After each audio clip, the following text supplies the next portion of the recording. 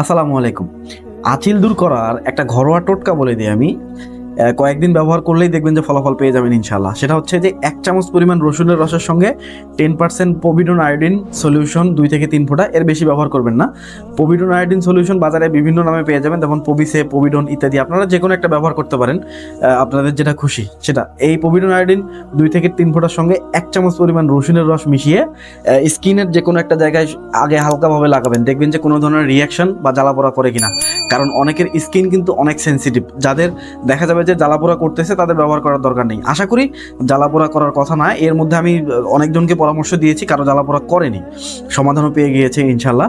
তো অনেক আগে ব্যবহার করার আগে অবশ্যই লাগিয়ে দেখবেন যে জ্বালাপোড়া করে কিনা। যদি জ্বালাপোড়া না করে তাহলে এটি আপনারা ব্যবহার করতে পারেন। কিভাবে ব্যবহার করবেন? প্রতিদিন শোয়ার 10 থেকে 15 মিনিট আগে যেখানে আঁচিলের সমস্যাটা রয়েছে সেখানে সুন্দর করে ভালোভাবে 5 থেকে 7 মিনিট ঘষে নেবেন।